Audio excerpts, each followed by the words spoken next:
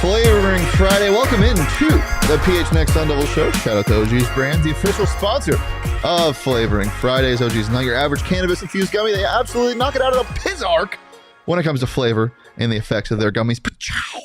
And an absolute slam dunk, too. And we know something about slam dunks here at Arizona Ball State University. Let's go. Arizona Ball So Hard State University. There we go. Head over to ogsbrands.com to see their full lineup, including their two newest gummies, the OG's Naturals and the Big OGs. ASU just landed a Big OGs. Let's go. And find out where you can purchase.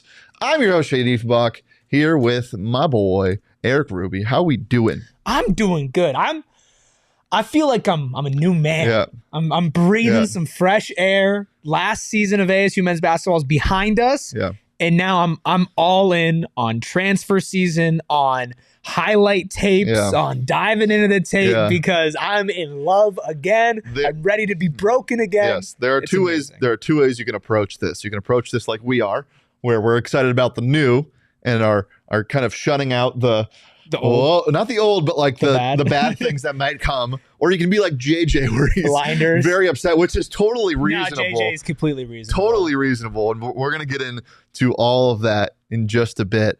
But yeah, there's been some movement on multiple fronts. Players, coaches for ASU men's basketball, and unfortunately and fortunately, there's going to be movement for ASU football. Just because the transfer portal window for the spring is opening on Tuesday, which we're going to get to next week. But Erik, I mean, initial thoughts on this week of ASU hoops. I think it's been a good week so far. I mean, getting Basheer. I wouldn't say about a good week. Okay, not a good. Listen, I am all in on Basheer. Okay, all in. I've just watching him play and seeing all the different things that he can do. Like. No, he can shoot the ball, and obviously that's like the most tantalizing part of it. But he was scoring from the post. He was scoring from the mid-range. He averages over a block and a steal per game. A little bit concerning on the turnover end with that as well. But overall, he seems like the type of player that can really succeed in college basketball with just his frame, 2'9", or 6'9", 240. Hopefully not 2'9". He cannot succeed in college basketball. And I don't know. Maybe I'm just going to be overly optimistic. But I see him as somebody who can be like, oh, wow. Yes, you're making a pretty big jump as far as conferences go, as ASU just is as well, but I can see it really, really paying dividends. He has such a solid game, a game that I can see translating through some physicality, and he can do a little bit of everything. So I think I just have blinders on, but I am feeling very good. Yeah. JJ, we'll get to Kimbrough leaving in our second topic, but let's be happy right now. Yes. Let's be happy about for just for the incoming, and then we're going to talk about the bad because it's Flavoring Fridays. We have to start out hot. We got more money for the Fire Bobby Hurley Fund from Sweet Prince Kenny. Donald giving us $5. Thank you for the super chat. Donald saying he can't retain players, now staff, to a lower level school. Fire Bobby. Don't agree with that, but we know how you feel. And yeah, technically GCU as far as conference goes is a lower level school. I mean, they were in the tournament last year. They have a good program, but anyway. Yeah. It's not a great sign. And again, we'll get to that later. But first, let's talk about the newest Sun Devil, Basheer Jihad or Jihad. I've heard different pronunciations on different broadcasts. Watched a lot of MAC games after the fact. Usually, because I was telling Erik when Marion Jackson transferred here, I didn't need to watch tape because I watched a ton of MAC basketball the year before when he was the MAC Player of the Year at Toledo. Unfortunately, I didn't have that much time to watch MAC basketball this year. Too busy grinding. Too busy living on a bus. So we were able to watch some tape back, and he is very fun to watch. Yeah. We can pull up his stats right now at Ball State last year. He's a 6'9" forward, about 240. We talked about him a bit yesterday, but here's Jihad's stats from his first year or his third year at Ball State. So the first couple years, we see a lot of growth, and that's awesome. As we always talk about in college basketball, the growth is so much bigger year after year than the professional level.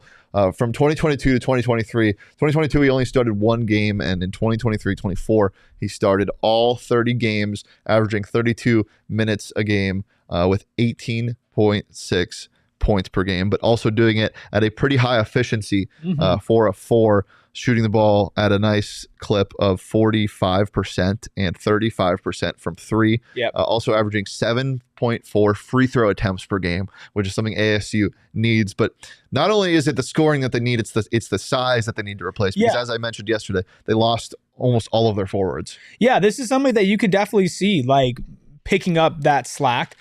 He also is very solid defensively, averaging over a block and over a steal per game. And you do love to see the progression on basically all of his stats, right? Like if you look at assists, it goes from 0.3 his first season to 1.8, which isn't great, but that's the worst stat. Rebounds goes from 1.8 to 8. Points goes from 2 to 18. Like this is somebody that has grown organically and is ready to take that next step. And a couple other stats that aren't on the on just the normal box score there. He scores at the rim 53% of the time. So 53% of his field goals are at the rim, 51% of his attempts are there as well, which means he has a really even balance. As a 6'9", 240 guy, he's going to stretch it out from 3. He likes to shoot it above the break, a little bit to the left. He shoots 30% from the field there, and 15% of his attempts are there. And then I also love his back to the basket game. He has a little bit of a floater that he can go to. He gets a little bit down and physical, and he's not afraid of some contact either. And so he gives you a variety of buckets in a couple different ways. And I feel like that type of versatility is something that helps if you're trying to project if he's going to kind of transfer over to a new style and a new conference of a lot more physical basketball in the Big 12, just a lot of better basketball teams. His ability to kind of do a little bit of everything. He was in the 74th percentile in catch and shoot, shooting 54% effective field goal percentage. Like he's got a different bag. The only thing that's a little lacking is his passing. He almost doubles up turnovers to assists, and that's not great. But I'm willing to overlook that because I feel like he's going to have a lot less attention on himself, which will lead to a little bit less turnovers. Yeah. One thing that's great about him is he is a great offensive rebounder, averaging 2 per game. And the only person that had more offensive rebounds per game than him was Selabunge last year. And obviously, you're probably losing Selabunge. So this is the start. This is the start of the portal season and the start of getting excited about the new players. And Chad, let's be real with ourselves.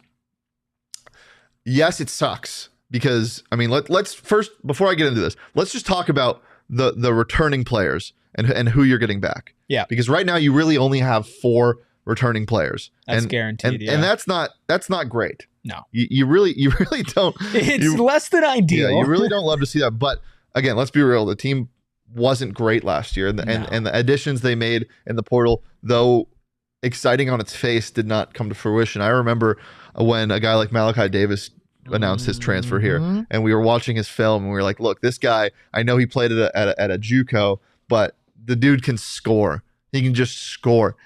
He never saw the floor. No, he never saw the didn't. floor, and I don't know if that was just the amount of guards they had or the talent level, but he never saw the floor. So getting excited about these guys is a scary thing. Yeah. But they like, again, this team you're not losing a team that went to the tournament like you were the year before. And what I will say is the year before, when you lost all of your players to the portal and after you made a tournament, a lot of those guys graduated. Your best player, Des Cambridge, graduated. And the other 2 guys you lost, the other 2 big pieces in Warren Washington, Devin Cambridge, you lost was due to NIL money.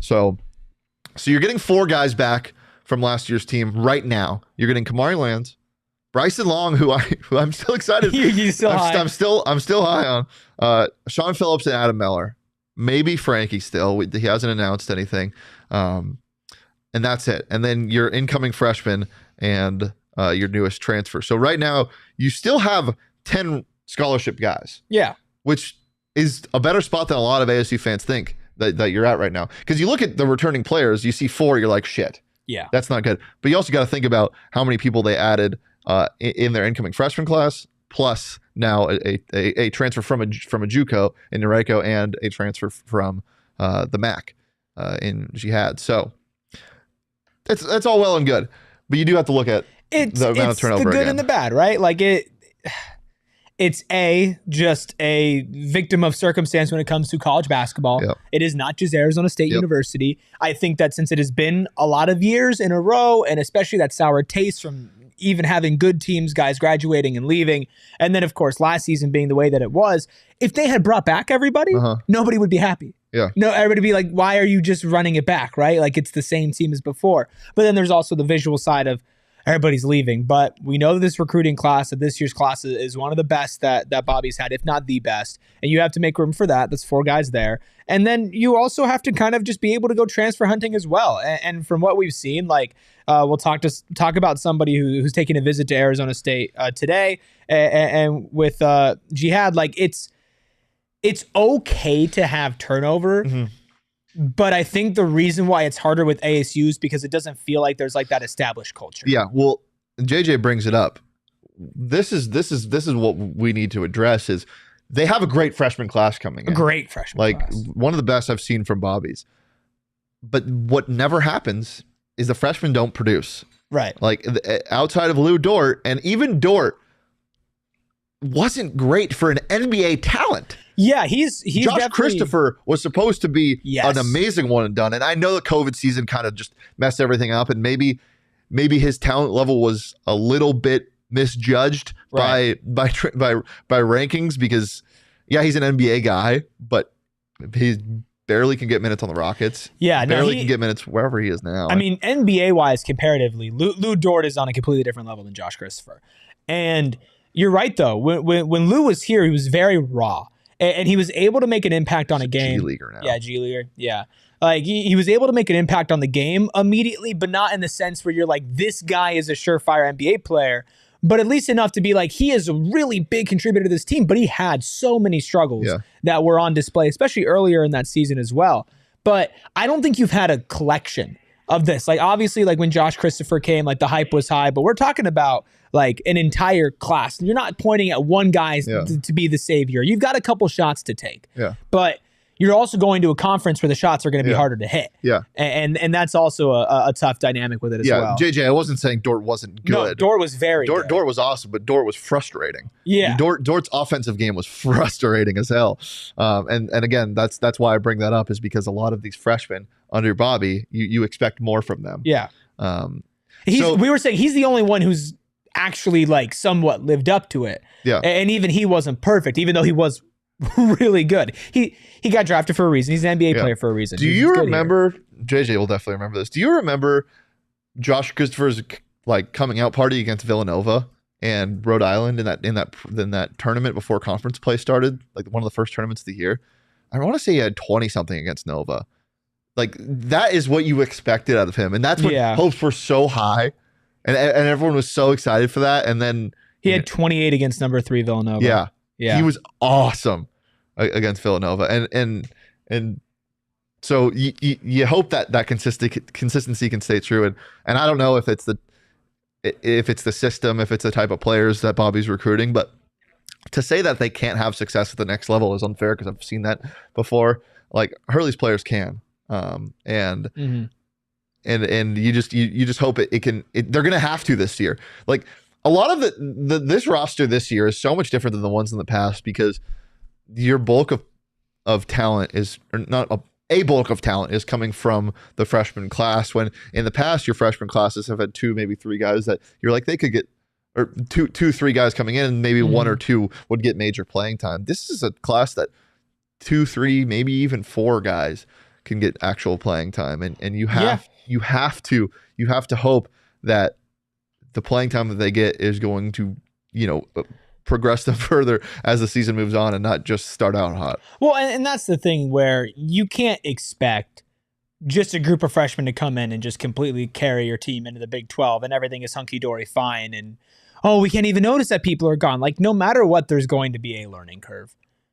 For ASU in the Big 12, for the freshmen in college basketball, there is a very big chance that there's a lot of this season that's not pretty. But the reality is you need to set up the building blocks. You need to build for the future. And you need to give guys enough run and enough belief in themselves that they want to stick around. Yeah. And I think that with where this roster is and what it's going to kind of look like going forward, even if you get a couple good transfer guys, like you're still in a position to develop talent. Now, it's hard because there's no promise that they're going to stay. Yeah. And if things don't go right, you could end up a year from now talking about, hey, which freshmen are leaving? But if you give them the right chance, they like playing for Bobby and they feel like they can grow, and maybe there's an athletic director here by that time, and maybe there's more funding in the NIL by that time as well. Like, so you can make that work. That's one thing about the Big 12 that people aren't talking about with this basketball team is everyone's like, oh shit, they're going to the Big 12. And rightfully so, because we were talking before the show, like, yeah, these MAC players and these mid-major, low mid-major guys that Bobby's getting have worked in the past where they come in and they come from like Marion, like he was good. He wasn't great, but he was good. And that worked, but it was a MAC to the Pac. It wasn't a MAC to the Big 12. And that's going to be a little scary. But the good thing about the Big 12 is maybe now that you're playing in this premier basketball conference, and as long as you compete a little bit, right, you should be able to retain more players than not.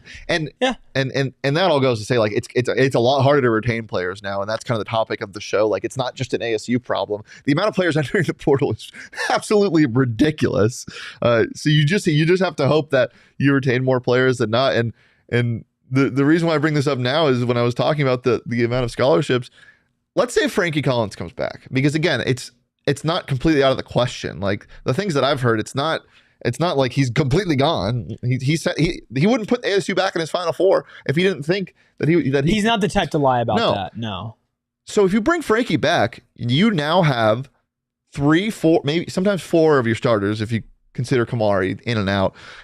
You've 3 starters for sure coming back, and you only have 2 scholarships remain to fill. Like, that is insane. Like, this early, and again, like that is such a big if, because he was your best player. He was your engine last year. So you would hope that happens. He was one of 2 guys that at the beginning of the offseason we said, if you lose him, it's a really big deal. Everybody else, it was like, okay, it would suck, but it's just the way that it goes, and it is what it is. But even if he doesn't, after this transfer in Basheer, you only need to fill 3 spots right now. Again, people could leave for sure. And yeah, an update on Frankie, as JJ says, he's visiting TCU this weekend. It ain't looking good, boys.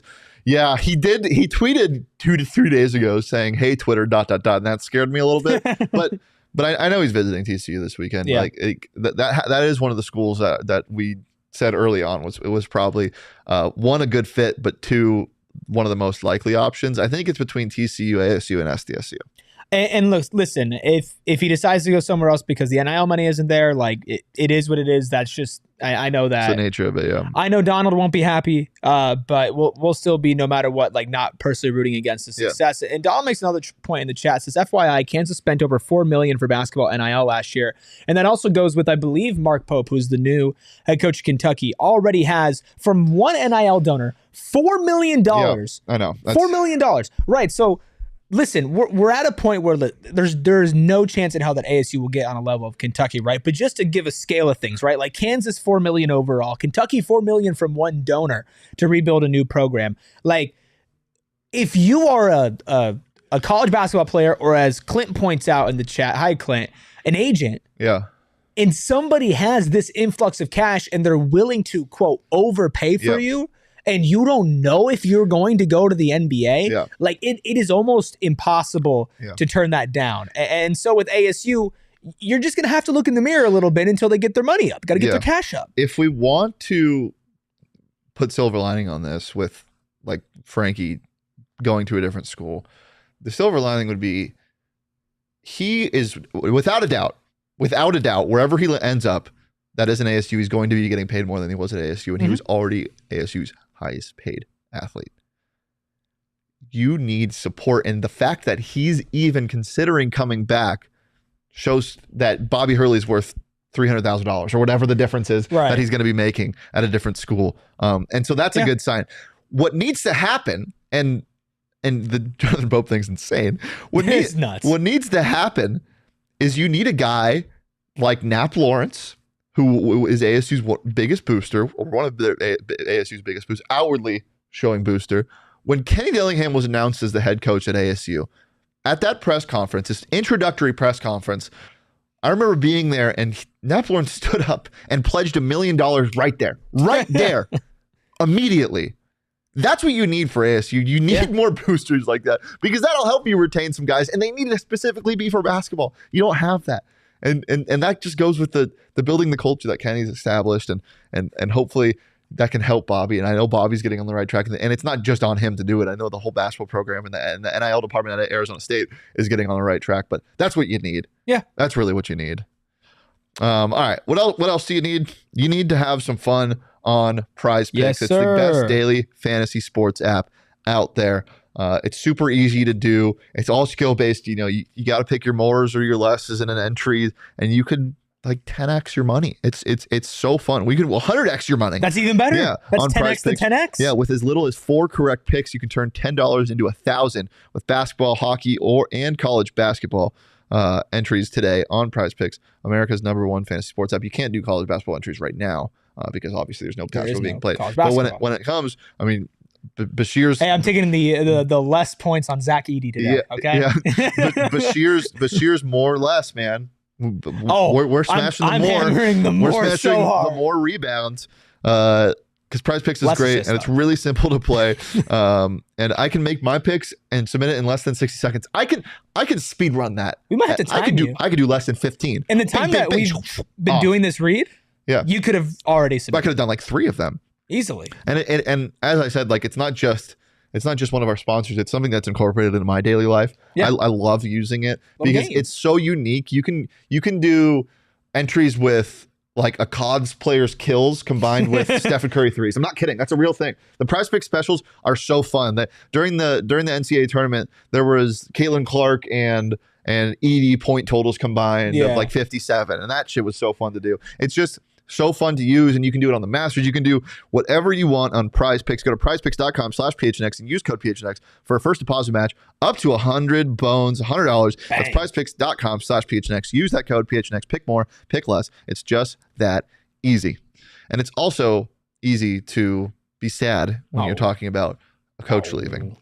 Jermaine Kimbrough is now an assistant coach at the Grand Canyon. They get the designation now? Okay. The Grand Canyon University. Oh, it hurts. Yeah, it's... I don't know what to point to more, but I feel like the whole AD thing still comes to mind at first. And because he's not jumping to a positional promotion. Yeah. I think as far as program goes, there's not much arguing as far as where each is right now. Yep. Now you can argue about growth and potential for the future and longevity and everything like that. But the fact is that the GCU has a good basketball program right now. Are they great? No, but they're good.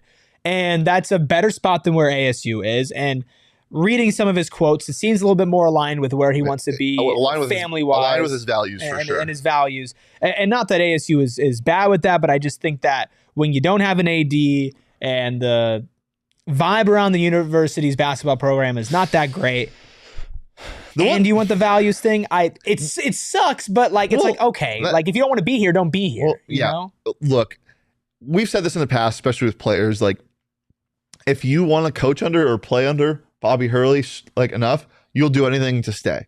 Yeah. For sure. But sometimes the pros outweigh the cons for somebody's personal. And again, if ASU was in a better place, for sure, Kimbrough would have stayed. He got here in 2021. It's not like he was a long tenured coach, but he was a huge help in his couple years here. Not only was he a really good advisor to Hurley on the bench, but he was also a great defensive minded coach. Yeah. And that really helped ASU's big wins in 2021 and 2022. And I forget what outlet did it, but he was considered one of the 50 most impactful assistant coaches in college basketball in the entire country.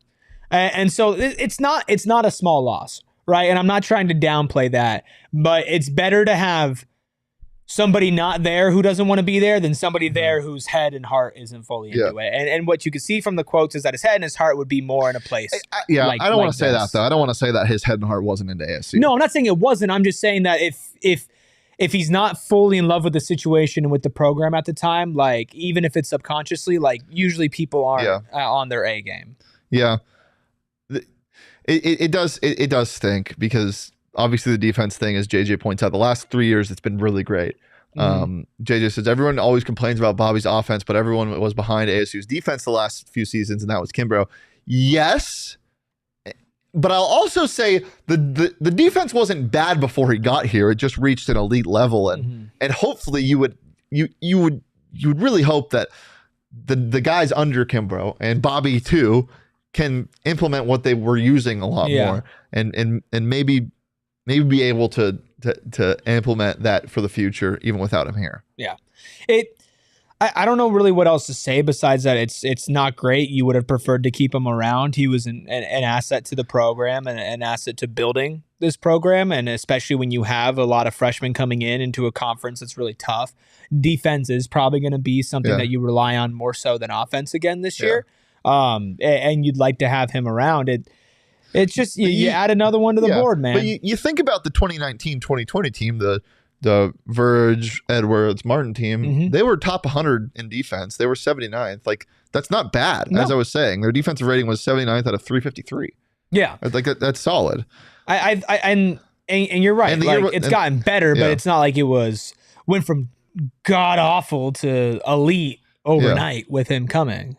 Yeah. So, and this is not us saying that this is a bad loss. No, it is. Or not a bad loss. It is a bad loss, but you can get over it pretty fast. The one thing I will say is the year before he got here in 2020, granted, that was the COVID year. Weird things happened. That year was kind of a shit show. They did fall all the way to 282nd in defensive rating. So, but the first year he got here, they were 99th. So I think it's hard sometimes to fully measure and gauge the impact of assistant coaches, and especially like that COVID year for so many different things, not just ASU basketball, but like we mentioned, high school basketball and recruiting and all of that. Like it has thrown a little bit of a wrench in evaluations, but I think it's safe to say it's a pretty big loss. Yeah. It sucks, but the program's not going to go. You know what I just found out? And again, I know this team wasn't really equipped that well for defense. What was our defensive rating this year? We know our offensive rating. That was 320th. Do you know what our defensive rating was? What was it? ASU's defensive rating was 198th. So it's not like you had a stalwart defense this year. No, I thought you were going to go higher. But again, that was a lot lower than. But again, it's so much more than the X's and O's. It's the culture thing, and that stinks. Like, when you don't have a good offense, it's harder to have a good defense, because when your offense is like ridiculously bad, your defense gets extra tired out and you lose confidence. They get tuckered out. Yeah, you get tuckered out. They need a little nap. But it's also really hard when like on a human level, the whole, we're not scoring, our running back on defense, and now the guys who are main offensive weapons aren't as locked in on defense just because now they're thinking, why am I not hitting shots? It all could play together, but it's not good. It's not great, but it's not the end of the world. Yeah, Reza in the chat. Reza, good to see you again. Missed you in the chat. Says, good chance ASU plays GCU this year at the Flip At the Jerry Colangelo Classic. My spot. That's my shit. That's all. I love that. JJ always coming in with the Ken Palm, the more accurate. Ken Palm adjusted defense was 64th. Okay. There we go. All right. Fine. All right, fine. JJ. All right. So this is what I try to do, though. Leah has taught me this. It's a compliment sandwich. Okay. Where you go, hey, I really like your hat. You got to pick it up, but your glasses look great. So you get the jab in there real fast. And this is what I tried to do with this. We talked about the good in Jihad transferring here. Then you go, you lose somebody, wah, wah. But now we go, let's have some fun. Can I interest you in DJ Horn 2.0, chat? Go. Can I do it? I'm so in on Alston Mason. Alston Mason has a visit today at ASU, or is it today or tomorrow at ASU? Missouri State guard, started at Oklahoma, averaged 17 points a game, 3 rebounds, 3 assists, shooting 42% from the field, and 35% from 3. But go watch some tape of this man. I wish we could play it live on the show because it's fun. But just look up Alston Mason highlights. And also go show them some love on Twitter, because not only does the staff need to do their part, you guys need to do your part. Show Alston Mason some love on Twitter and get him to be a Sun Devil. We'll pull up his stats from his time at Missouri State right now. Alston Mason averaging, as I said, 17.5 points per game, shooting 35.3% from the field, or from three, and 42.3% from the field, averaging seven threes a game attempted, which we love. We love high volume guys here at ASU.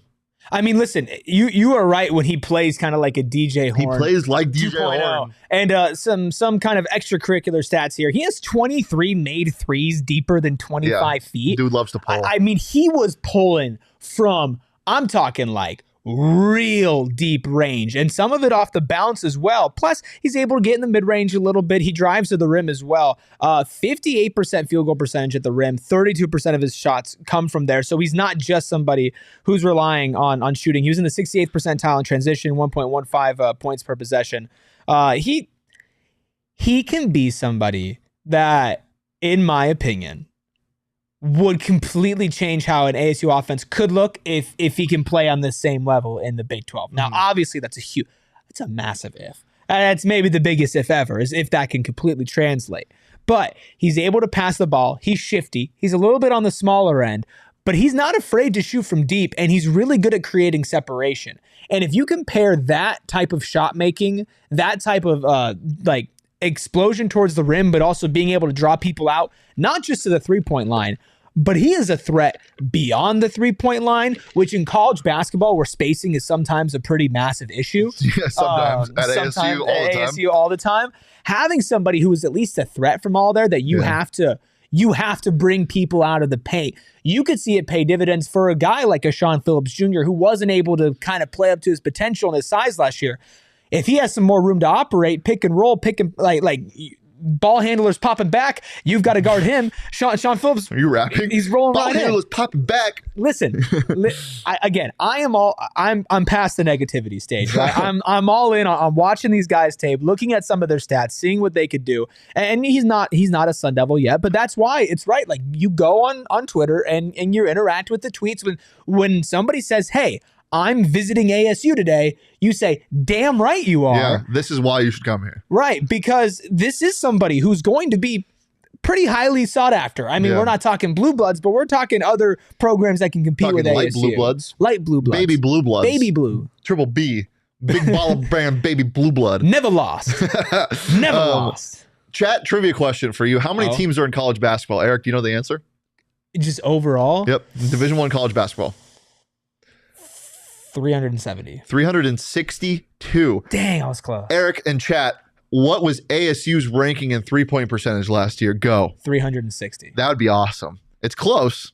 338. Okay. So they need three-point shooters. I need Alston Mason so bad. It didn't help that ASU's probably best two shooters from beyond the arc were hurt all of last year, and Bryson Long and Zane Meeks. So let's hope that doesn't happen again. But Bryson Long, please stay. Well, because if you think about mixing with Basheer Jihad as well, who is able to stretch the floor out and shot 35% from three, on 4 attempts a game, more or less. He is somebody to where if you're able to inject that type of shooting, I mean, you're making life, and that's kind of now what I'm thinking it as is, how can we make life for these 4 freshmen as easy as possible in order to get them to grow, to feel comfortable, but to also keep them involved, like that balance of taking care of them and letting them grow and take care of themselves. You can't just throw them to the fire, because then they're not going to want to stay because they can't grow, they can't learn. Basheer is somebody that can definitely help on that end, on the physical end with his size as well. Alston, not as much on the physical end, much smaller of a guy. He's only 6'2", 175. However, on the scoring end, on the shooting end, on the passing end, he is definitely somebody that can open up a ton for this team. And he's not going to be perfect. Nobody is perfect, but... what was his height? He's 6'2". 6'2", 175? 175. Is that the DJ Horn? DJ Horn's 6'1", 175. There you go. It is funny. The first thing you said, I was showing you some of his tape. Yeah, we were grinding tape. Tape up until the moment that the show started. We're just G&T'ing. We were just not gin and tonicking. No. Well, grinding taping. Speak for yourself. Grind taping. Grind taping. Grinding taping. Grinding tape. Grinding the tape together. Yeah. Yes. The boys were grinding. The first thing you said was... The boys were grinding together. That's DJ Horn. Yeah. The first thing you said is that's DJ Horn. Oh my God, it's DJ Horn. He has a pretty similar game, and that's not just stats. Like if you watch him play, he has a similar game, and we all miss DJ Horn. Tremendously. So, yeah. Can we talk about Kentucky? We can talk about whatever you want. Can we talk about Kentucky's... how they just settled? Like... It went from, oh, we want this guy, or this guy, and this guy's 8th on our list. And then we got him. And then you got him. Yeah, I've never... That's going to be interesting. If I was a Kentucky fan and I saw the video of Mark Pope rapping Hamilton, hey, listen, come on. You don't like Hamilton? I don't need my basketball coach rapping Hamilton. Yeah. Okay, I don't need that. And he didn't do it with lots of rhythm. I'll just say that. But he's not a bad coach. No, he's not. I mean, BYU was awesome this year. And he was building that program up. I think that when people talked about him, though, they might have said that's a couple years too early for him to be at a major blue blood program. But obviously, there are still boosters who are very happy about that and giving them $4 million just from one person. And I don't know if maybe some of the guys that they were going after didn't want to go or weren't available. Yeah. He's not a Pope played at Kentucky in the 90s. Interesting. That makes sense. That makes sense. But still, we know that was not their top he was not. He would not have been if they just said, "Hey, you can pick somebody. You can boop, blop 'em, bang, right there." Yeah. Kentucky Blue. Yeah. It's not Mark Pope. You know what I wish you could pick? Like I wish grew on trees. What? OGs. Oh, buddy, if there was an OGs tree. You'd be the king planter. I would be the king planter of the OGs trees. Yeah, big. We were talking about it actually. He's not a big Old Town guy, not a big going out guy anymore. Big OGs guy though, huh? I am a big OGs guy, and not just because it's OGs flavoring Friday. We got to say it. Before I worked here, I remember looking at PHNX and being like, they're sponsored by OGs. That is my favorite edible because not only does it taste fantastic, like just good tasting. Like I remember the days where edibles just tasted like crap. That's just not. It's not the case with OGs. They taste so good. Plus, they feel amazing. They have different types of OGs for a lot of different things. They got OG Sleep, which won the Gummy Madness. They've got their RSOs. They've got their sativas. They got the mix with the CBD and the cannabinoids, everything like that. Plus, they have the big OGs and the OGs Naturals. That is their two newest. And guys, it truly is just a good way to relax. Obviously, you want to enjoy responsibly, but if you want to have a little bit more than just the 10 milligrams, you go with the big OGs as well. They've got freshly squeezed juice, live rosin created through a pressing process, and the highest quality harvested cannabis is frozen and ultimately pressed to extract the all-natural live rosin oil. OGs, really good time out at a lot of events that were out there. Super good if you want to watch the show on some OGs. I would highly recommend that. If you're just trying to relax after a long day of seeing your players and your assistant coaches leave your school, you can do that by taking some OGs. To learn more about OGs gummies and where you can find them, head on over to ogsbrands.com. You must be 21 or over to enjoy responsibly. OGs is so fantastic. It really is. So fantastic. We have some breaking news that we're going to get to in a little bit. Carolina just sent it in. Sun Devil assignments. Yeah, she sent it in Sun's assignments. Oops. Can you send that in? I will forward it to Sun Devil assignments. Thank you. A little inside baseball there. Yeah. Anyway, if you want to breaking news. Arizona Lottery is awesome. True. So that's big breaking news. Yeah, that's not really breaking news. That's just always news. It's if you want to play with the best lottery in not just the state, because obviously, but the country. It's the Arizona Lottery. Damn right. And they're introducing their new ticket promotion called Arizona Adventure. There's 3 ways to win, as we've always said. You can play their awesome lottery tickets that are just so fun. That feature 3 iconic landscapes, and the tickets have prizes up to $50,000. You can also check in at their geolocated adventures at 10 destinations across the state, from Flagstaff to Yuma. Visit azadventure.com for details and directions. Check in at their coordinates on the website. And like as we always say, if you need to touch grass, why not also get some green? Yeah, touch grass, and win some money. And dude, it's starting to get a little bit hotter outside as well. It's supposed to be 93 degrees today. Yeah. And so you want to take advantage. I know 93 degrees seems like it's really high, but it's going to seem really low in a couple months when it's 115. It is still the perfect time to get out there. It is still the perfect time to enjoy the outdoors. And I enjoy making money. Yeah. That's just me. The Arizona Lottery is not just about playing games and winning prizes. It's also about giving back to the state and its communities. Visit azadventure.com for more information on how you can take an adventure for a chance to win $1 million in cash and Arizona travel prizes. Bang. Clint, I'm sorry, man. Man, Clint, brace yourself. Yeah, we got some I hope you're sitting down. really bad news. We'll go ahead and throw up this breaking news, Caroline. Oh. I mean, college athletics is brutal. So for those listening on audio, Benny the Beaver has entered the transfer portal. That's just tragic. Clint, I really hope you're okay, man. It's not been a good transfer season for you, bud. Oh, he wrote an entire thing. Yeah, he also announced his final 4 schools are Oregon, Michigan State, Washington, and Boise State. Actually, I think this is a Oregon account that posted this because the ad is Skoducks. Okay, that makes sense. But I thought that was funny and some levity for your Friday. And levity for everybody but Clint. Yeah. Clint, no levity for you, buddy. Oh, speaking of levity. Yeah. Is it time? It might be time. I think it's time. For some hot or not. A little hot? Hot or not? Who's hot this week, Caroline?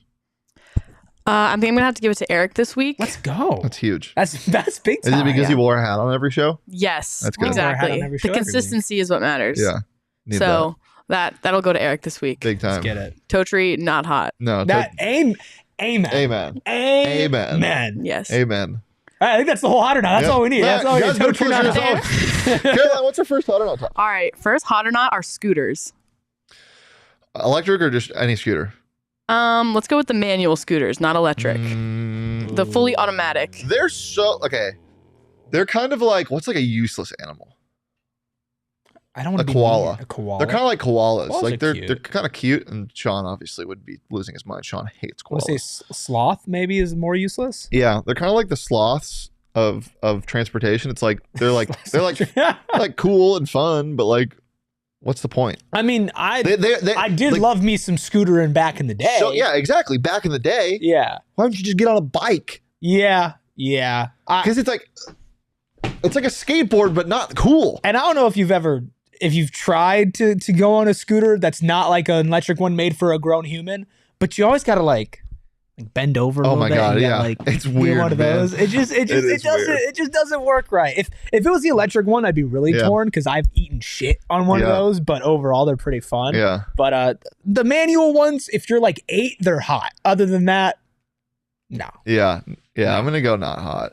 I think like the electric scooters that you rent are so hot. They're great for public transportation and they're very fun to ride. The Bird scooters that they came out with, I don't know if they still do this, but I remember when they introduced the new Bird scooters like 2 years ago, way too fast. So fast. Way too fast. No, like legitimately like, scary. Oh my god. You can't ride the levels of it either. You're just like, whoa! You're either going really fast or you're going really slow. You're like, well, I paid for this to go faster, so I'm not gonna go slow. And you have a couple brewskis in you, and dude. You're getting back from Old Town. So I used to live about a mile south of Old Town. It was like a 15-20 minute walk, but like scootering was 2 minute scooter ride. Or I've done that before. I've done 3.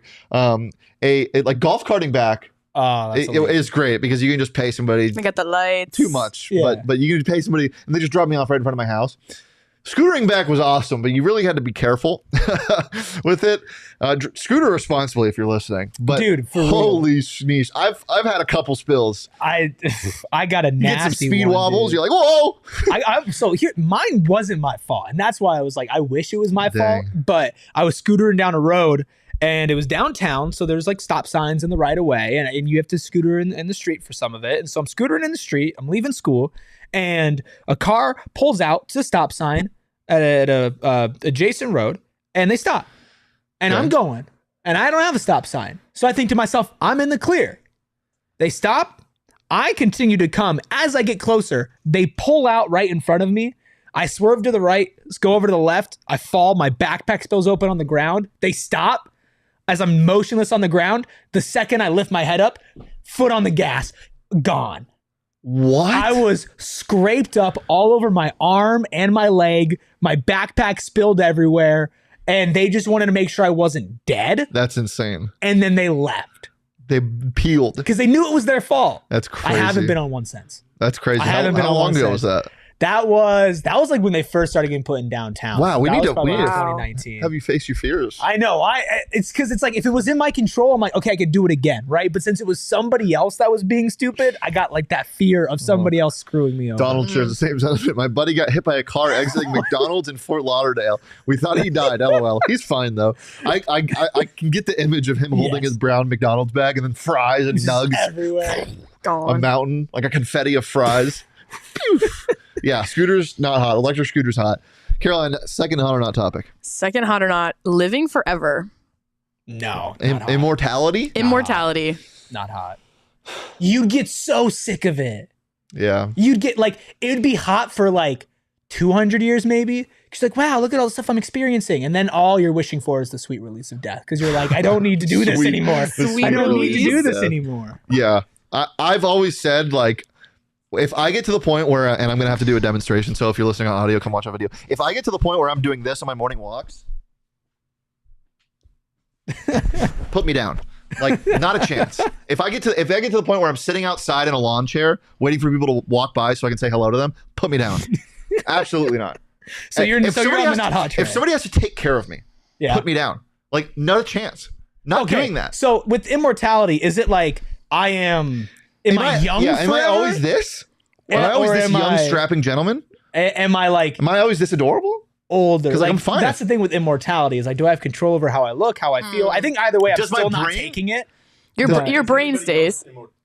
Well, right. You see all of your friends and family over multiple iterations just die Ooh. over and over. So if I can again. lock in, here's the difference. If I can lock in this age, okay, and again the strapping body that I have right now, why would you not? If I could lock in this age and just lock in 500 years, and then I could renew my subscription, I'm so about it.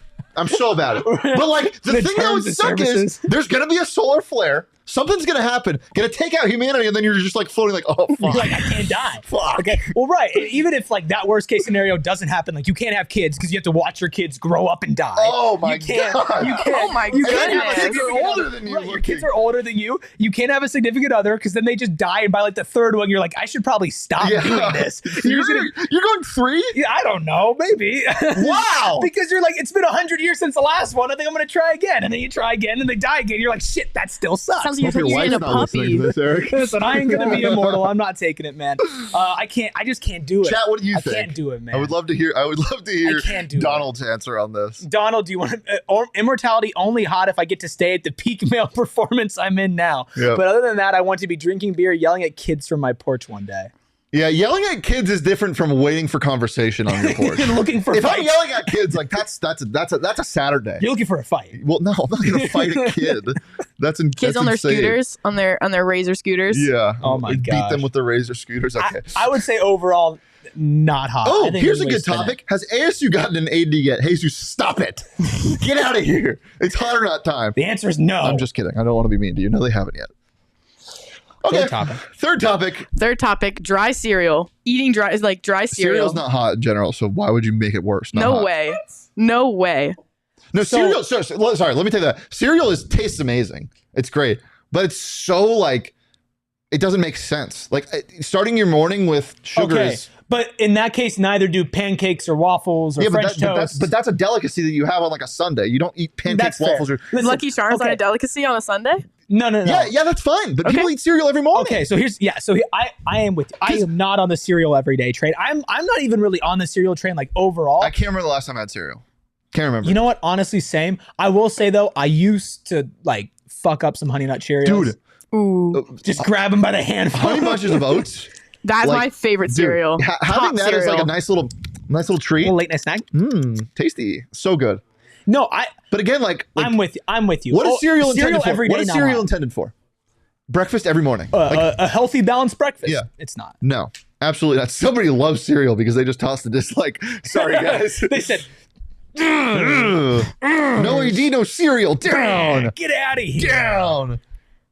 He's got a fistful of Cheerios. Yeah. Thumbs down in this video. What the hell? What are you talking about? That's all I eat. Shoveling. You know what was hot as a kid though that I wish like the illusion was never broken. What? Like Count Chocula or like the Cookie Crisp. Like I wish those were good for you. 'Cause good Lord. The fact that cereal's Cocoa not good Puffs, for you. Reese's so Puffs. dumb. Like, come on. Reese's Puffs. Peanut butter chocolate flavor. Guys, that's another edition of the PHNX Sun Devils show. But Huh. if you're trying to make it to the next Oh, there one and you you go. need a nice little Thanks, tasty Eric. treat, Need your you need a friends nice here. little drink, you can stop by America's Thirst Shop. And that, of course, is Circle K. The fourth hot or not topic is Circle K, and it is hotter than it's going to be in 2 months. That's how hot Circle K is. And if it wasn't Wait, it's already... hotter than it's going to be when it's like 120 out? Yeah, it's hotter. Wow. It's hotter. I mean, let me tell you why. Listen, you can join a free membership program. So Okay. already you're not paying anything, right? Oh, but what do I get out of it if I'm not paying anything? How about 25 cents per gallon off for your first 5 fill-ups? Wow. Oh, that's pretty Love good, that. right? Oh, that's got to be it. Wrong. 3 cents off per gallon every fill-up after that. And you can work up to 5 cents off per gallon. But that's it, right? Just gas. Wrong. You get every 6 free of a selection of Circle K products, pizza, coffee, ice cold fountain drinks. Plus, if you download their app, you get a bunch of different deals. They send you the deals daily. It truly is an elite place to go if you want to get some snacks, if you want to get a nice little tasty Polar Pop, or if you need to fill up on some gas. Join the Inner Circle today for free by downloading the Circle K app. Terms and conditions do apply at participating locations, but visit CircleK.com for more details. Whew. Love it. Guys, happy Friday. Hope you enjoy your weekend. Watch some Masters golf. Always a good Popping time OGs watching on at a flavoring Augusta. Friday and watch some Yeah, golf. yeah. That sounds Oh. great. If you are in state and you want to come out to Gila River Resorts and Casinos Wild Horse Pass, we are having a watch party tonight for Suns Kings. This is, out of the last 2 games, the biggest game of the season so far. Lots of seating implications on the line. A little bit last minute, but if you want to come hang out with us over at Gila River Resorts and Casinos, Definitely. go and do that. Going to be a fun time Also, tonight. one more thing. Chat, who's running the Pats run tomorrow? Ooh. I'll be there. Oh, you running? But running tomorrow. Gonna be on Mill, getting some drinks and some brekkie after. Oh, If you're there, cereal? hit me up on Twitter. No cereal. Straight cereal. Going Morning to a squeeze breakfast cereal. restaurant and ordering cereal. That would be insane. That's like going to a like a steakhouse and ordering milk. I'm doing that next time I go to a steakhouse. That's hilarious. You do seem like a I'm a milk huge and a milk steak guy. milk guy. No, Yeah. not a milk steak. Not a milk guy. steak. Big milk steak guy. What is that? Always Sunny? I think so. Yeah. milk steak. But yeah, if you're running a Pats run tomorrow, or you're gonna be on Mill on a nice Saturday afternoon, come say hi. I'll buy you a beer. Ooh. Yeah. That's a promise. Guys, been a pleasure as always. As I said, enjoy your weekend. Be safe out there. You can follow me on Twitter at Shane Deef. You can follow Eric on Twitter at Erik Ruby, Eric with a K. You can follow Caroline on Twitter at Caroline Kelly. KLLY. KLLY? No E. There's no E. Too many Kellys Remove out there. the E. Drop Kelly. the E. You can follow Caroline Kelly at Caroline Klee, 2 L's and a Y. DJ Caroline. She's an intern. We'll see you guys on Monday. But until then, one more thing. I'm sorry. Practice tomorrow is open to the public again. Oh. But it starts at 6:30 p.m. So There you go. there you go. Been a pleasure as always. We'll see you on Monday. Have a safe and fun weekend. Go Devils and peace. We all silly like the mayor.